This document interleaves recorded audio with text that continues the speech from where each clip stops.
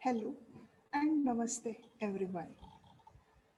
This OPS, that is Orchid Public School, has organized a webinar on new educational policy for one and all. क्या कहती है ये new educational policy? ये new educational policy सरल भाषा में बताए तो ये बताती है हमें अपनी प्रतिभाओं के अनुसार हम शिक्षण प्रणाली आजमा सकते हैं। अपने बच्चों को अपनी प्रतिभा पहचान के हम अपने पहचान बनाने के लिए ऑन द ग्लोबल प्लेटफॉर्म हम एक शिक्षण पद्धति अपना सकते हैं। This new educational policy has huge lots of importance in our life. ये एजुकेशनल पॉलिसी कब तैयार हुई थी? वो सबसे पहले 1968 में, उसके बाद 1986 में। अब इसका इम्प्लीमेंटेशन अलग तरीके से अब होने जा रहा है, दैट इज इन 2020। इसका मेन फोकस किस पे है? इस न्यू एजुकेशनल पॉलिसी में हम देखने जा रहे हैं that is our school education. This school education कैसे रहेगा? अब तक हमने स्कूल एजुकेशन में पढ़ा है 10+2 का पैटर्न। इस 10+2 पैटर्न में हमने देखा कि 10वीं कक्षा तक हमें सारे कोर्सेस सेम रहते थे, यानी स्टैंडर्ड 1 से लेके स्टैंडर्ड 10 तक हमें ऐसा कोई भी चॉइस नहीं था जिसमें हम अपने सब्जेक्ट्स सिलेक्ट कर सके। लेकिन अब ये शिक्षण प्रणाली हमें आज्ञा देती है कि हम स्टैंडर्ड 9 से अपने कोर्सेज खुद सिलेक्ट कर सकते हैं एज पर आवर चॉइसेस। इसे कहते हैं न्यू स्कूल एजुकेशन पैटर्न। इसके बाद आता है इस शिक्षण प्रणाली का नया फोकस, दैट इज लैंग्वेज। ये लैंग्वेज हमें क्या बताता है? हम अपनी मातृभाषा में अपना शिक्षण ले सकते हैं, कम से कम स्टैंडर्ड 5 तक और उससे ज़्यादा स्टैंडर्ड 8 तक। ये स्ट्रिक्टली रहेगा, मैंडेटरी रहेगा। हमारी शिक्षा हमारे लोकल लैंग्वेज में या हमारे मदर टंग में हो। इसके बाद आता है हायर एजुकेशन। हायर एजुकेशन में हम अपने सब्जेक्ट्स खुद सिलेक्ट कर सकते हैं। इस प्लेटफॉर्म पे हमारी board examination 10th as well as 12th में 2 बार ये एग्ज़ाम होगी, जिसमें अपना स्कोर ज़्यादा से ज़्यादा रहेगा। हम ये स्कोर काउंट कर सकते हैं फॉर द फर्दर एजुकेशन। इसके बाद भी अगर ग्रेजुएशन डिग्री के लिए हम जाते हैं, ऐसा कोई भी हमें एक university nahi rahega, all the deemed universities will be combined there. After that, the technology is the main focus of this new education policy. इस टेक्नोलॉजी में जो दिव्यांग बच्चे हैं वो दिव्यांग बच्चे भी अच्छे से पढ़ पाएंगे। इस प्रकार ये हमें टेक्नोलॉजी ज्ञान देती है। यानी हम बता सकते हैं इस कोरोना पीरियड में जो भी हमें डिफिकल्टीज आई है पढ़ने के लिए, वो टेक्नोलॉजी के माध्यम से सारे टीचर्स ने न्यू मेथड अडॉप्ट करके हमने अपनी शिक्षण प्रणाली को और बेहतर साबित किया है। Another one it is the finance. ये फाइनेंस क्या बताता है? फाइनेंस बताता है हमें हमारा जीडीपी शिक्षण के लिए कम से कम जो है उसे ज्यादा से ज्यादा बनाए। Another one it is the implementation. इस शिक्षण प्रणाली को हमें और बेहतर बनाने के लिए जो भी इसमें बनाए गए नियम है उसको इम्प्लीमेंट करना है और अच्छे से। Now, the main focus of this school system is the 10+2 pattern. It is the old one and the earlier one. ये 10+2 pattern क्या बताता था? 10+2 pattern का कहना था कि स्टैंडर्ड 1 से लेके स्टैंडर्ड 10 तक हम सब एक ही सब्जेक्ट्स पढ़ते थे जो सिमिलर होता था सबके लिए, सभी भाषा में, सभी विषयों के लिए। उसके बाद ही 11th standard and 12th standard के लिए हमें चॉइसेस मिली जाती थी, यानी हम आर्ट्स, कॉमर्स एंड साइंस में जा सकते थे। The next and the change pattern is, ये 10+2 का पैटर्न अब चेंज करके 5+3+3+4 में डिवाइड किया गया है। इसे कहते हैं न्यू पेडागोजिकल पैटर्न। इसमें 5 मीन्स व्हाट? Foundational level. इस फाउंडेशनल लेवल में हम क्या पढ़ने वाले हैं? जब अपना छात्र 3 इयर्स की एज में स्कूल में एडमिशन लेगा, तब उसका शिक्षण जो होगा वो स्पोर्ट्स बेस्ड होगा, यानी खेलते हुए उसका नॉलेज डेवलप करने के लिए, उसका माइंड डेवलप करने के लिए हम उसे हंसते खेलते अपनी ह्यूमैनिटीज, मॉरल्स, वैल्यूज के तहत अच्छी शिक्षण प्रणाली बताएंगे। This one it is the 3+2 यानी 5 years course, that is the foundational level. उस फाउंडेशनल लेवल में हमारा मेन फोकस रहेगा morals, humanity, human behaviour, that is और क्लीनलीनेस, हमें खुद की क्लीनलीनेस के तहत काम करना है और हमारे आजू बाजू का परिसर भी कितना स्वच्छ रखना है, ये सारी जानकारी हम इसी साल अपने बच्चों को दे सकते हैं। That is the foundational level. इसके बाद आता है preparatory level, that is standard 3 to standard 4, standard 5 in the age of 8 to 11। इस तहत हम बताएंगे अपनी भाषाओं का ज्ञान, अपनी विषयों का introduction to our children. Next one आता है मिडल लेवल। मिडल लेवल है स्टैंडर्ड 6 टू स्टैंडर्ड 8। इसमें activity based learning, skill play based learning हम अपने विद्यार्थियों को पढ़ाएंगे। The next and the important one it is the secondary level. Secondary level आता है हमारा स्टैंडर्ड 9 टू स्टैंडर्ड 12, जिसमें अपने स्टूडेंट को जो पहले 11 स्टैंडर्ड में ही वो अपने चॉइसेस के सब्जेक्ट सिलेक्ट कर सकते थे, ऐसा न होते हुए स्टैंडर्ड 9th में ही अपनी प्रतिभाओं को पहचान कर वो अपने चॉइसेस के सब्जेक्ट सिलेक्ट कर सकते हैं और अपना स्कूलिंग कंप्लीट कर सकते हैं। यानी ग्लोबल लेवल पे अगर हमें अपनी प्रतिभाओं को पहचान कर अपना बेस्ट परफॉर्मेंस देना है, कॉम्पीट करना है वर्ल्ड के साथ, हमें अपना बेस्ट बनाना है, तो हम अपने चॉइस का पढ़ाई सिलेक्ट कर सकते हैं right from our schooling level, that is standard 9 to standard 12. This is called as new pedagogical pattern of the new educational system, 5 plus 3 plus 3 plus 4. This one it is the first one, that is foundational stage. Next one, it is foundational stage consists of 5 years, which is 3 years plus 2 years, right? That is the classes 1 and classes 2. Next one, it is the preparatory stage. इस preparatory stage में हम बच्चों को experiential learning के तहत ये classes, ये courses पढ़ाएंगे। Next one, it is the middle stage, that is standard 6 to standard 8, जिसमें creativity and activity based learning होगा।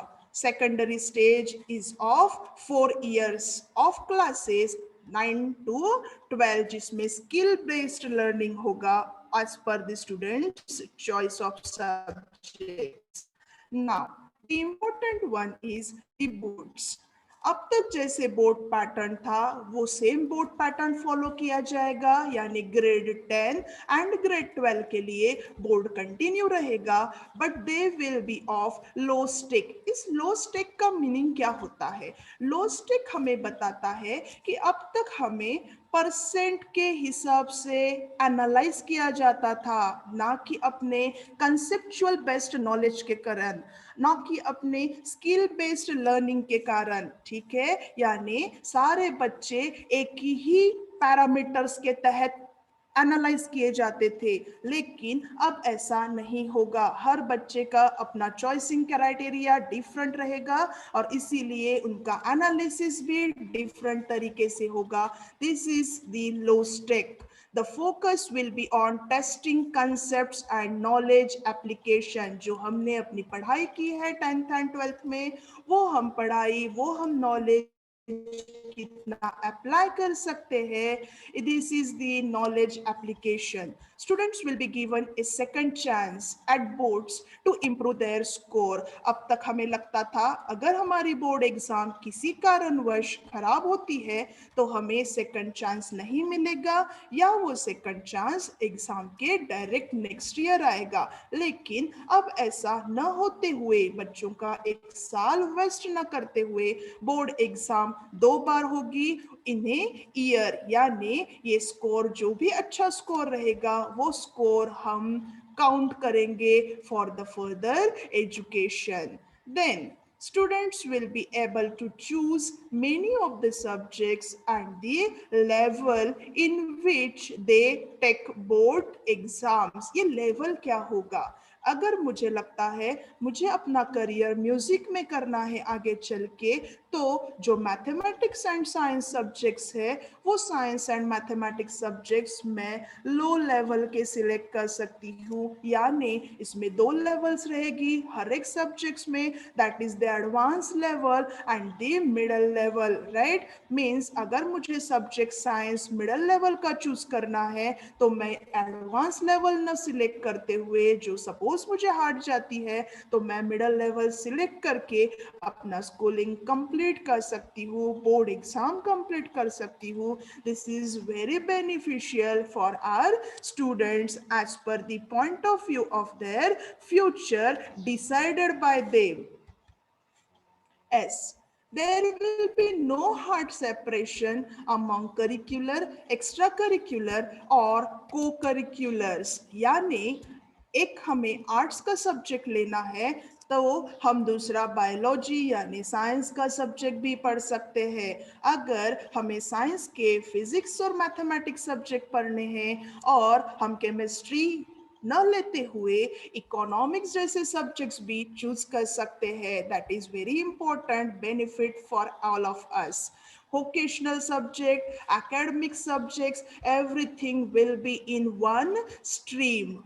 Co-curriculum and vocational subjects like sports, arts, commerce, science will be treated at the same level. ऐसा नहीं होगा. अगर अब तक हमने सुना है, ऐसा बोला जाता है, अगर आप खेल कूद में ही ज्यादा लोगे, ध्यान दोगे, तो आप पढ़ाई में क्या करोगे?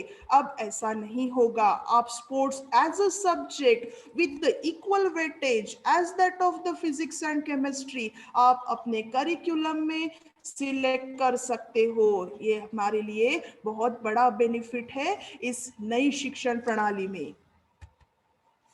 Students can opt for courses as per their preferences. जो भी बच्चे, जो भी छात्र छात्राएं अपने चॉइसेस के अनुसार प्रेफरेंसेस ले सकते हैं.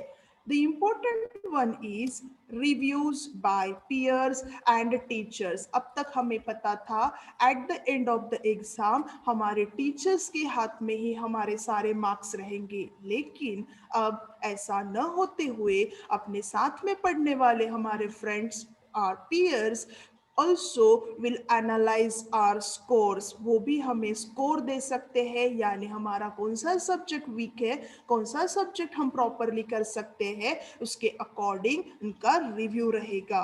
Skills such as analysis, critical thinking and conceptual clarity will be taught in the school. अब तक जो नॉलेज बेस्ड लर्निंग था, उस नॉलेज बेस्ड में हमारा ज़्यादातर फोकस रहता था बच्चों के आंसर्स लर्न हो और ज़्यादा से ज़्यादा अच्छे से आंसर्स लिख के उनका स्कोर बढ़े. लेकिन अब ऐसा न होते हुए उनका एनालिसिस रहेगा, कितना नॉलेज वो गेन कर पाते हैं, कितना नॉलेज वो अप्लाई कर पाते हैं, उनकी थिंकिंग लेवल कितनी एडवांस होती है और वो एडवांस थिंकिंग लेवल का वो यूज कैसे करते हैं. That is the clarity of the concepts. Now the change in pattern by when. ये पैटर्न जो नया शिक्षण प्रणाली बताता है वो लागू कब से होगा? ये न्यू शिक्षण pattern by all decided by all this stakeholders such as ये CRT, board of assessments, the proposed new national assessment center and the teachers. Okay, this new educational policy will start from this academic session of 2022 to 2023. Now, the school curriculum overhaul will come in the shape of a new educational policy under the National Curricular Framework. ये National Curricular Framework decide करेगा कि new educational policy हमारी कब लागू हो रही है. उसके तहत हमारे सारे सिलेबस चेंज हो जाएंगे. A pupil teacher ratio PTR of under 30:1 will be ensured in each school. यानी अपने विद्यार्थियों की प्रतिभा बढ़ाने के लिए हर एक सब्जेक्ट में प्रतिभावान प्रतिभाशाली टीचर्स रहेंगे और टीचर्स का रेशियो जो रहेगा वो 30:1 रहेगा. इसका मतलब है 30 छात्राओं के पीछे एक टीचर रहेगी.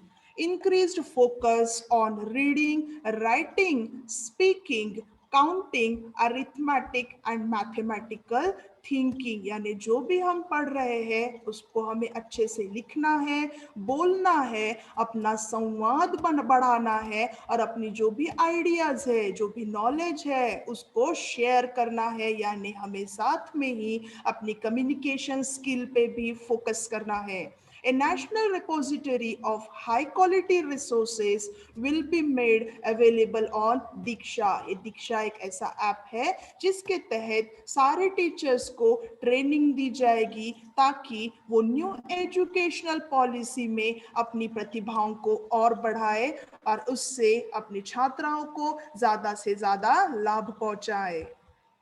This gross enrolment ratio goals, ये ग्रॉस एनरोलमेंट रेशियो गोल्स है जो हमारे स्टूडेंट्स का, जिसको हम छात्राएं बोल रहे हैं, उन छात्राओं का ड्रॉप आउट रेट क्या है.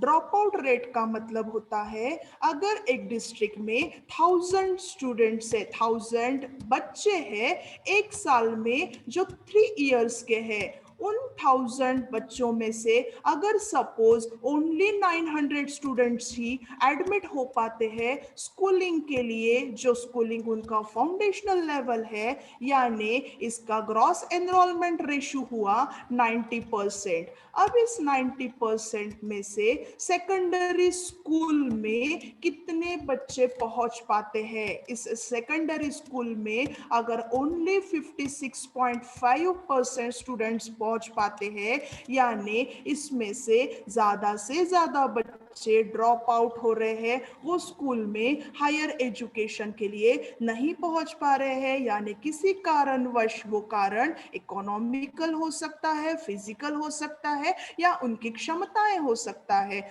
उस कारण के तहत अगर उनका ड्रॉप आउट रेशियो बढ़ रहा है तो हमारा मेन फोकस है ये रेशियो ज्यादा से ज्यादा करके सेकेंडरी लेवल में 100% बनाए, यानी हमारे स्टूडेंट्स को मैक्सिमम लेवल तक पहुंचाए, उनका स्कूलिंग हम कंप्लीट करवाए 100% एंड हायर एजुकेशन में 50%, which is in the current scenario very less percentage is there. Now the main focus of this new educational policy is language. ये language हमें क्या बताता है? NEP puts focus on students' mother tongue as the medium of instruction. यानी minimum at least grade 5 तक हमारे students को हमें उनकी मातृभाषा में पढ़ाना है और लोकल लैंग्वेजेस में, यानी उनका बच्चों का जो विकसित करने वाला ब्रेन है वो अपनी मातृभाषा में ज़्यादा से ज़्यादा नॉलेज गेन कर पाता है, ज़्यादा से ज़्यादा आइडियाज़ वो क्लियर कर पाता है. इसीलिए preferably up to the till grade 8 and beyond उनकी मातृभाषा में उनका शिक्षण हो, ये सबसे महत्वपूर्ण भाग है, फोकस है. यानी शिक्षण हमारा होम लैंग्वेजेस में हो.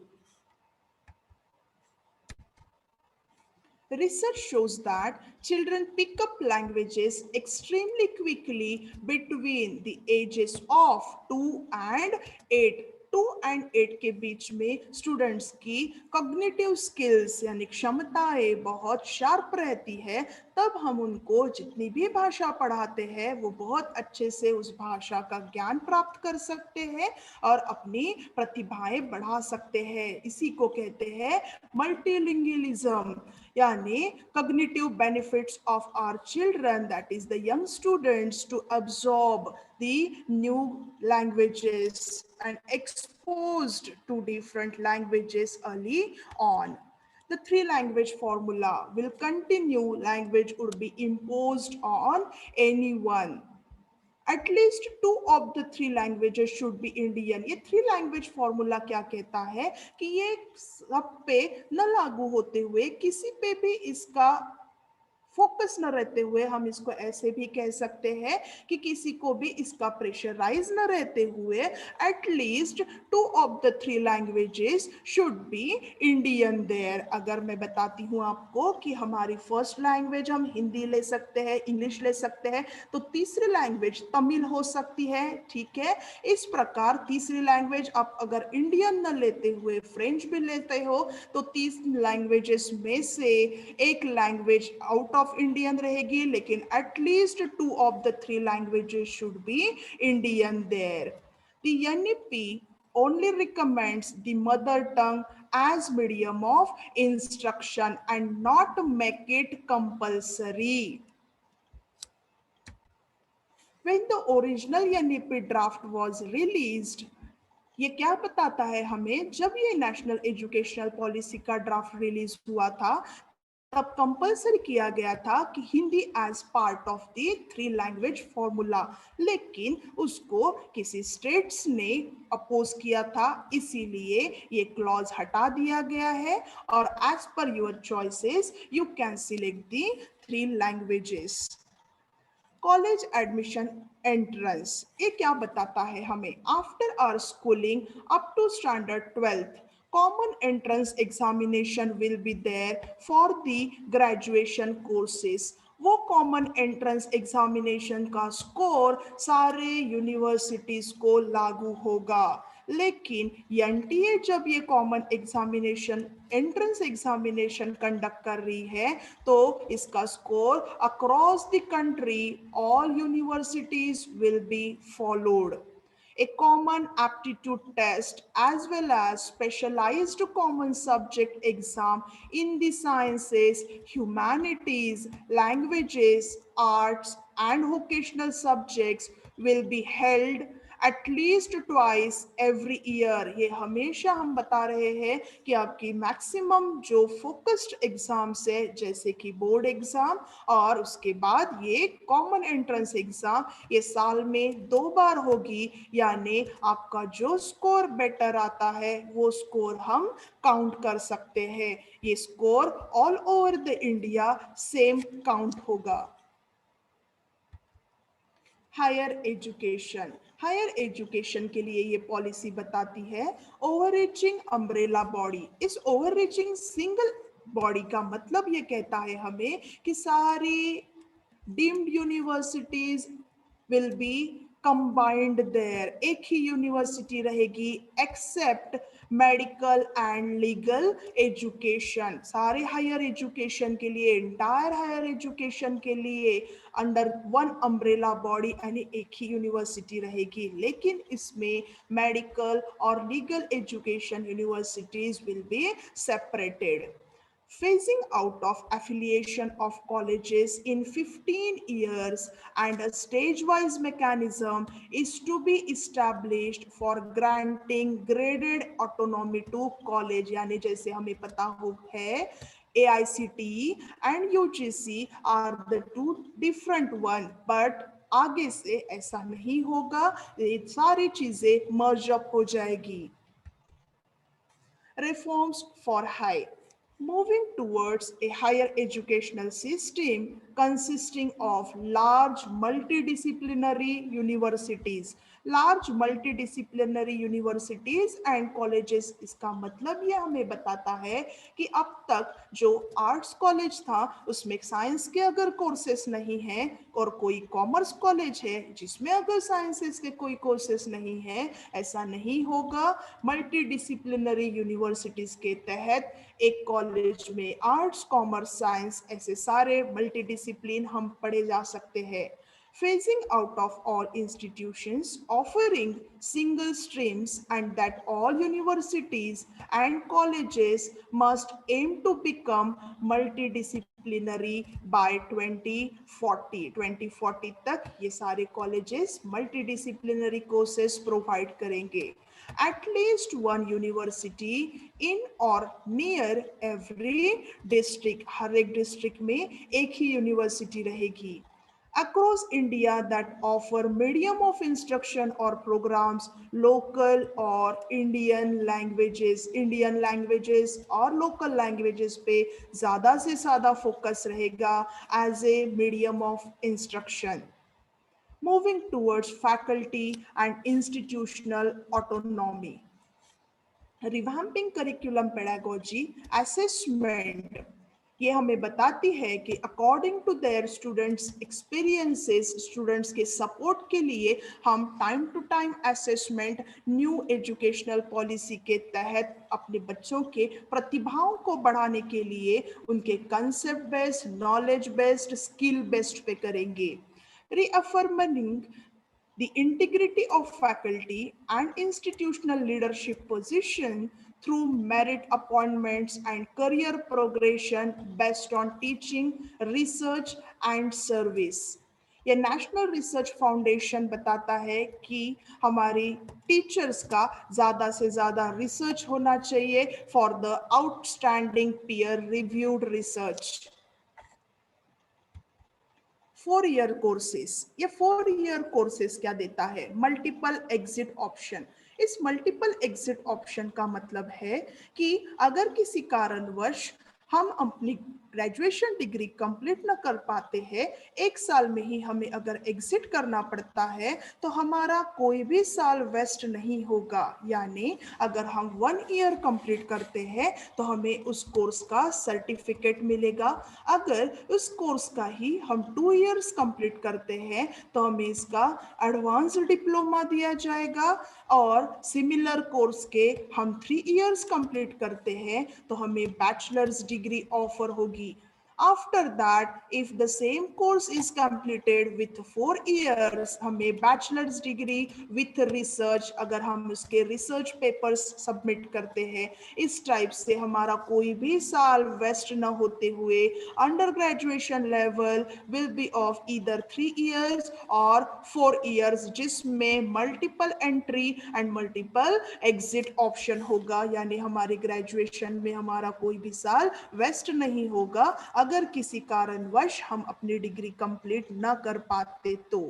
Academic bank credit, this is very important for us. Academic bank credit का मतलब होता है कि हमारे जो भी क्रेडिट्स है, एक सब्जेक्ट अगर हम पढ़ते हैं जिसका कोर्स है 4 ईयर्स का, 4 ईयर्स कोर्स के 40 क्रेडिट्स होते हैं, जिसका हम अगर 1 ही ईयर कंप्लीट करते हैं तो उसके 10 क्रेडिट्स हमारे बैंक में डिपॉजिट रहेंगे. यानी अगर किसी कारणवश हमें गैप लेनी पड़ती है अपना ग्रेजुएशन कंप्लीट करने के लिए तो हम डायरेक्टली 2nd ईयर से स्टार्ट कर सकते हैं to complete our total credits there. For digitally storing academic credits earned from different highs so that this can be transferred and counted towards final degree earned. यानी हमारा फिर से एक बार वही हम फोकस करते हैं कि कोई भी साल वेस्ट नहीं होगा, फिर से हमें रिस्टार्ट करने की ज़रूरत नहीं पड़ेगी और हम degree with our stored credited score आगे बढ़ा सकते हैं. मास्टर्स ऑफ फिलोसॉफी, ये जो कोर्स है मास्टर्स ऑफ फिलोसॉफी जिसको प्री पीएचडी कहा जाता है, ये कोर्स अब आगे से नहीं होगा in this new educational policy. MPhil was a middle research degree between a master's and PhD. अब पोस्ट ग्रेजुएशन के बाद मास्टर्स डिग्री के बाद डायरेक्टली हमें पीएचडी के लिए एडमिशन मिल सकती है. Foreign colleges will be permitted to open campus in India. Campus foreigners के यानी फॉरेन कॉलेजेस के हमारे इंडिया में ओपन करने की अभी परमिशन मिलेगी ताकि हमारे बच्चों को ज़्यादा से ज़्यादा नॉलेज गेन हो सके और इस ग्लोबल वर्ल्ड में वो कॉम्पीट कर सके, अपनी प्रतिभाओं को बढ़ा सके और अपना बेस्ट दे सके। टेक्नोलॉजी इन एजुकेशन, ये टेक्नोलॉजी इन एजुकेशन हमें क्या बताता है? जो भी हमने अभी इस कोरोना पीरियड में देखा है कि जो टीचर्स को हमें टेक्नोलॉजिकली स्ट्रांग बनाना है, वर्चुअली स्ट्रांग बनाना है, उनकी टीचिंग को हमें इफेक्टिव बनाना है, तो हमें टेक्नोलॉजी को ज़्यादा से ज़्यादा इम्पोर्टेंस देना है to meet the 21st century challenges. National Education Technology Forum has been made there, which is NETF. दिव्यांग फ्रेंडली एजुकेशनल सॉफ्टवेयर, सारे प्रकार के बच्चे पढ़ सके, अपना नॉलेज गेन कर सके, उनको किसी भी प्रकार की दुविधा ना हो सके। इसीलिए इस न्यू एजुकेशनल पॉलिसी में टेक्नोलॉजी को ज़्यादा से ज़्यादा महत्व दिया गया है। Digital India campaign, teacher recruitment. The teacher must be at the center of the fundamental reforms in the educational system. We know that. Teacher का महत्व बहुत अनन्य साधारण होता है किसमें, इस एजुकेशन फील्ड में। इसीलिए इस टीचर्स को भी हमें according to new educational policy, these teachers must be most respected and essential members of our society. जो हमने पहले की एजुकेशन सिस्टम दिखाई दी थी या हमने देखी थी या हमने सुनी थी, जो गुरुकुल आश्रम में हमारे छात्र पढ़ते थे, वो अपने गुरु का कितना सम्मान करते थे, उनका अपने समाज में कितना रिस्पेक्ट होता था, ये सारी चीजें कालवश जो कम होती जा रही है, ये अब ऐसा न होते हुए हमारे टीचर्स को और फिर एक बार महत्वपूर्ण भूमिका निभाते हुए अपनी रिस्पेक्ट मिलेगी। That is according to new education policy. Teachers eligibility test, इसके लिए अपने टीचर्स को भी बहुत अच्छी अपनी क्षमता दिखानी पड़ेगी। सारे टीचर्स एलिजिबिलिटी टेस्ट के तहत स्ट्रेंथन किए जाएंगे। Pre-foundational, preparatory, middle and secondary level, all of the teachers will come by passing the TET examination. To gauge passion and motivation for teaching, a classroom demonstration or interview will become an integral part of teacher hiring. यानी teachers select करते वक्त for the schools interview and demonstration ये compulsorily किया जाएगा along with the only theoretical TET examination. These interviews would also be used to assess comfort and proficiency in teaching in the local language. ये बार बार हमसे कहा गया है कि local language पे ज़्यादा से ज़्यादा focus रहेगा.